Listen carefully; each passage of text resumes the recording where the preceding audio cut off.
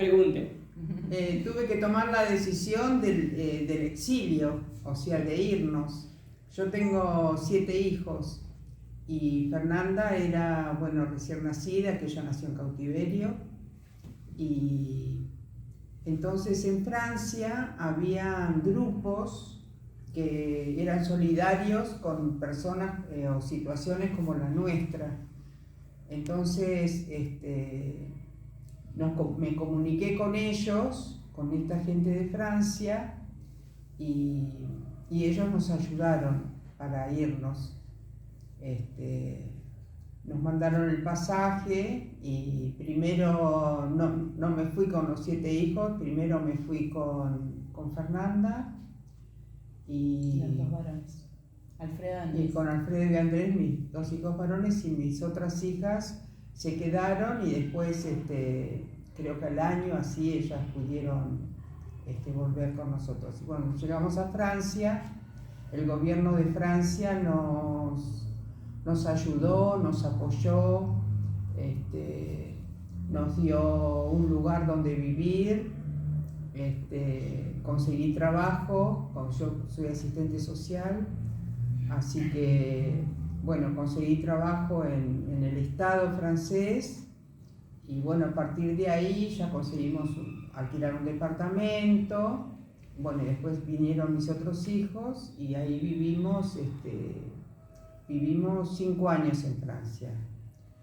Y nos hubiéramos podido quedar porque estábamos re bien allá, pero tomé la decisión de volver porque la idea mía era seguir levantando las banderas de los que habían desaparecido. Así que el regreso fue bastante duro, bastante difícil. Mis compañeros de trabajo, yo volví a mi antiguo trabajo como asistente social en una escuela nacional, y por ejemplo cuando yo llegaba a la sala de profesores todos se levantaban y se iban, o sea, me hicieron bastante desprecio, así que bueno, tuvimos que bancarnos todo eso. Y bueno, acá estamos. Bueno, No la sé si chacarera quieren. del exilio está dentro de este compilado que son los versos salvados, porque los versos salvados fue una recopilación que terminamos de hacer después de la pandemia. Mi mamá desde que estaba exiliada escribía, y desde el 82 que había pensado que quería editar un libro, y hasta este momento de la pandemia no había tenido la posibilidad porque las editoriales vieron que para editar un libro hay que tener dinero, y las editoriales por ahí hay textos que les parecían que no eran adecuados, que no eran poéticos, que no valoraban la obra en sí. Entonces, bueno, yo vinculé con la Universidad Nacional de La Pampa, que hay un programa dentro de la Universidad de La Pampa que es los libros de interés sociocomunitario. Desde la agrupación Hijos La Pampa, de la que yo formo parte por ser hija de detenidos desaparecidos, nos dieron el aval, nos acompañó la gente del Consejo Deliberante y la municipalidad, y pudimos, por primera vez, mi mamá pudo editar su obra. Y esta obra, Los Versos Salvados, se llama Los Versos Salvados por esta hojita que les mostramos antes, que es estos versos que quedaron después del allanamiento, que es la hojita esta, que todavía la atesora, está toda amarilla, la tiene mi mamá ahí adentro de su Biblia. Es la hoja salvada, y a partir de este texto que mis hermanas recuperan después de que nos allanaran durante la dictadura militar, mi mamá sigue escribiendo, y escribe mucho, y eso le sirve como digamos, como una cuestión de salud, ¿no? Ella siempre dice, el arte salva, es mantener como la cabeza, porque ella tuvo que transitar una situación muy dolorosa con respecto a mi nacimiento, ¿no? Mi mamá es detenida estando embarazada de mí. Bueno, mi papá desapareció, estaba en familia, estaba embarazada y fue obligada a dar a luz en cautiverio, en un centro clandestino de detención, como les dije antes. y ahí yo nací. Obviamente no nací como nacimos todos y todas en un hospital, con atención médica, sino al contrario, en un ambiente de torturas, de dolor, y a mí ya me habían asignado un nombre y una familia adoptiva, o sea, y la querían convencer a mi mamá de que me entregara. Mi mamá nunca me dijo el nombre que me habían puesto, no era, yo me llamé desde siempre, desde que estaba en la panza, María Fernanda, por eso siempre nosotros luchamos por la identidad y por la cantidad. Hay 400 bebés que nacieron en las condiciones que yo nací. Yo tengo la suerte de estar junto con mi mamá y de conocer que desde la panza yo me llamaba María Fernanda. En cambio hay muchos adultos como yo ahora, que están criados por familias que no respetaron su verdadera identidad, que viene desde la panza, ¿no? Así que bueno, no sé si quieren preguntar con respecto a esas cuestiones. Ahora la dejo. Yo soy más charleta y ella más escribe. Yo me pones a escribir algo y no tengo idea. Y ella es más seca con las palabras, así que nos complementamos. Cualquier cosa le tomo pregunta. Yo te pregunto, Fernanda, ¿vos siempre supiste que habías nacido en esa situación o eso fue más?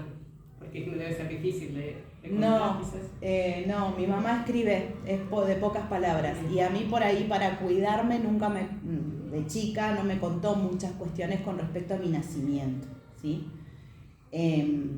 Porque es muy fuerte, es muy doloroso imaginarse a una mujer embarazada, detenida en una habitación sola, que le tiren la comida en el piso, que la torturen, que tenga que tener un parto público, que tenga miedo de que le roben a su bebé, de ver un montón de mujeres que pasaban y que no volvían más. Y estaban ahí los vuelos de la muerte. En esa época eran los vuelos de la muerte. Yo escuchaba cómo venían a buscar a otras mujeres para llevarlas a los vuelos. Y yo me salvé. No sé por qué, por suerte. O sea, era un lugar espantoso. ¿Y cómo fue vos tener que contarle a tu hija cómo ella había nacido, digamos? Esto de que no se enteró, no lo supiste de chiquita, pero en algún momento uno crece y hay cuestiones que se va enterando, que van... Yo sí era adolescente. ¿Vieron que cuando te pones adolescente peleas todo el tiempo con la mamá? Sí. Todo el tiempo te parece que tu mamá es la persona más mala que hay en el mundo, que es injusta, que no te entiende, que todo eso. ¿O no? ¿Nos pasa? Sí. Yo me acuerdo patente de eso. Nos pasa a todos y a todas, sobre todo a las mujeres con las mamás, a los varones con los papás.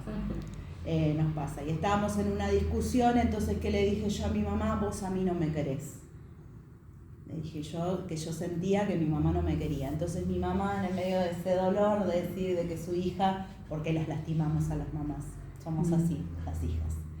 En ese dolor de decirle yo a mi madre, vos a mí no me querés, ella me dice, ¿cómo no te voy a querer si naciste en tal lugar y estabas solita y yo te defendía y pedía a gritos para poder darte la teta y ellos venían y mi mamá pedía los gritos para darme la teta porque la teta, más allá de la alimentación, genera un vínculo, ¿no? Entre madre e hija. Y ellos me daban la mamadera antes, bebé recién nacida, me daban la mamadera antes para que no tenga hambre, y yo igual me prendía esa teta con toda mi fuerza porque tenía mucho más que el alimento, ¿no?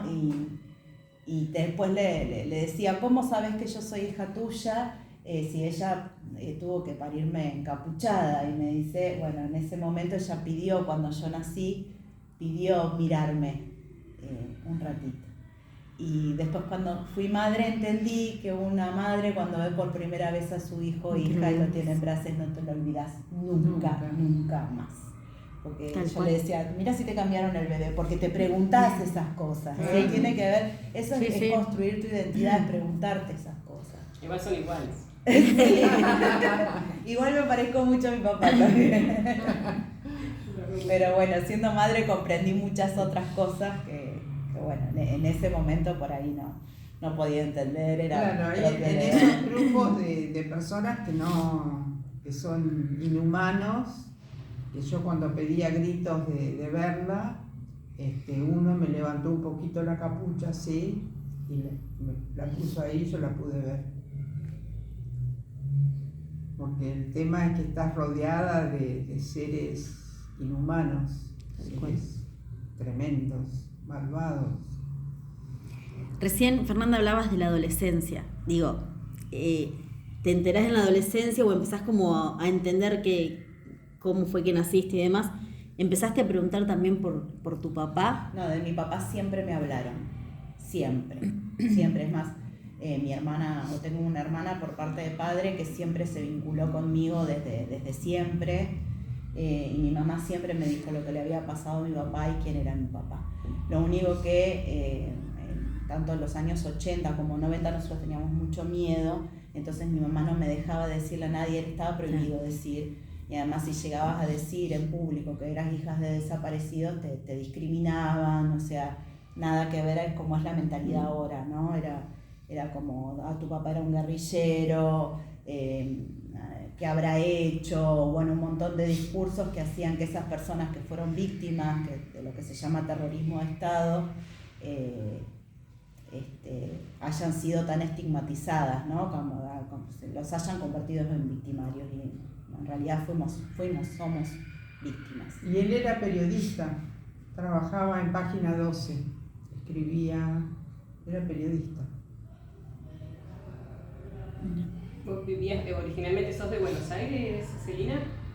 ¿Quién? ¿Sos de Buenos Aires originalmente? No, soy chaqueña. Chaqueña. Del Chaco, madre paraguaya. Que anduviste por todos lados. Por todos lados, porque mi papá era empleado de banco, del Banco Nación, y entonces nos trasladaban y íbamos a todos lados, todas las provincias. Recién decías, me parezco también a mi papá. ¿Qué te han contado de él que vos decís, me veo identificada? Digo, más allá de lo físico, que a lo mejor te han dicho en algún momento, tenés el carácter de ¿qué? Porque digo, también forma parte de construir una propia identidad, totalmente. ¿no? Saber de dónde venimos, en qué me parezco, en qué cosas, aunque no hayas podido compartir con él, de hecho, lamentablemente. A mis hijos, bueno, mi hijo más chico es idéntico físicamente, ¿no? La sensibilidad, mi papá, más allá que era periodista, también era artista, era poeta, era escritor, tenía una comunicación muy especial con los niños y las niñas, y yo también la tengo. Donde hay un lugar, yo prefiero en un cumpleaños estar jugando con los nenes a que estar charlando con los adultos a veces. Estas cuestiones por ahí, lo social, lo contener en mi casa es una casa que está abierta y van mi hijo que tiene 21 años con todos sus amigos y son como mis hijos, y toda esa cuestión de una casa de puertas abiertas es un poco heredado de mi papá, ¿no? De mi papá. ¿Cómo fue irse, Celina? ¿Cómo fue tener que irse del país luego de todo lo vivido? Y fue bastante difícil, pero necesario, porque yo trabajaba en el Colegio Nacional como profesora de francés y era discriminada, o sea, tenía muchos problemas para trabajar y además también estaba en turno noche y era peligroso también porque había mucha contra, ¿viste? Había gente que te quería, qué sé yo, por ejemplo, alumnos míos, mientras yo dictaba francés, había alguno que me gritaba que era comunista o cosas por el estilo, o sea, había mucha discriminación. Entonces, bueno, ahí tomamos la decisión de irnos, ¿no? De exiliarnos. seguías con miedo luego, ¿no? Me imagino después de todo lo vivido, también el exilio te trajo así un poco más de... Claro, tenías que ser muy cuidadosa para salir, que no hubiera nadie, que nadie te siguiera. Por ejemplo, yo iba en tren hasta la estación de Moreno y ahí, bueno, tenía que fijarme que no me siguiera nadie, que sí. Eran momentos así muy, muy difíciles. Y también con mis hijos grandes que iban al colegio también había que tener cuidado, sí. Éramos muy perseguidos. Así que bueno, ahí con unas amigas así me conecté con Amnesty Internacional y bueno, y Amnesty hizo todos los trámites y todo para podernos sacar del país.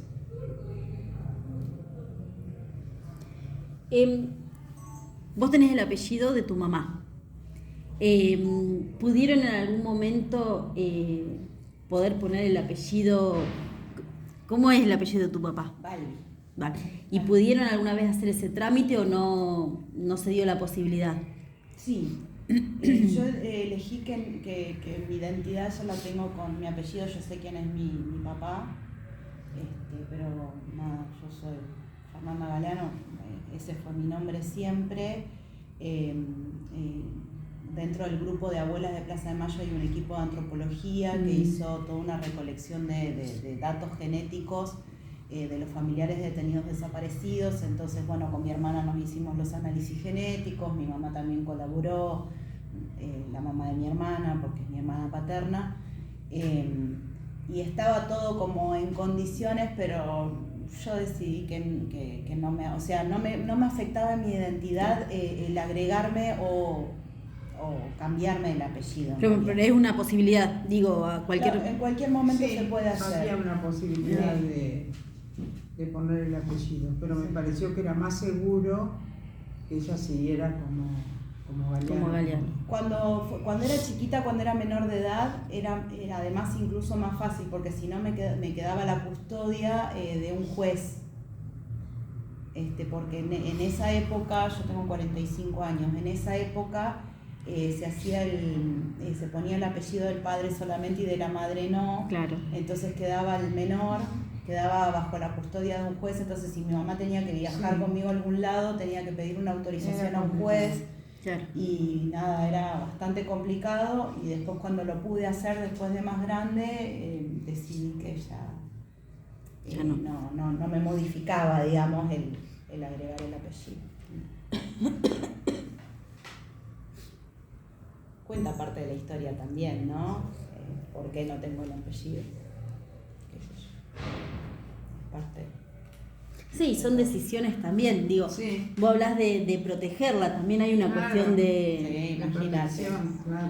Porque hoy nos cuesta pensar, en el 2023 nos cuesta pensar, y los que no hemos vivido esa época, por una cuestión no me quiero hacer la joven, tengo 40, pero los que no lo hemos vivido, nos cuesta como pensar ese contexto. Uno sabe que fue terrorífico, pero nos cuesta como imaginarnos ese contexto al no vivirlo. Entonces, bueno, esta cuestión de la protección ya es un montón, ¿no? Vos imagínense que yo era una bebé recién nacida, y incluso siendo bebé recién nacida fui torturada. O sea, esas personas tuvieron la morbosidad o la enfermedad de poder torturar a una bebé. Tenía un hematoma en el ojo, me habían arrancado las uñitas, o sea, y era una bebé. Sí. Entonces imagínate para una madre que le hayan hecho todo ese daño. Lo que nosotros tenemos como hipótesis es que me torturaron para sacarle información a mi padre, porque eran así.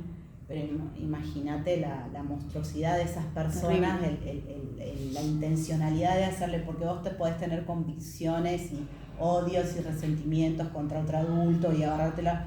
No es justificable, no hay ningún tipo de violencia que sea justificable, pero ya contra una criatura inocente, recién nacida, con días de vida, ensañarte de esa manera es... Y algo que quiero decir que a lo mejor es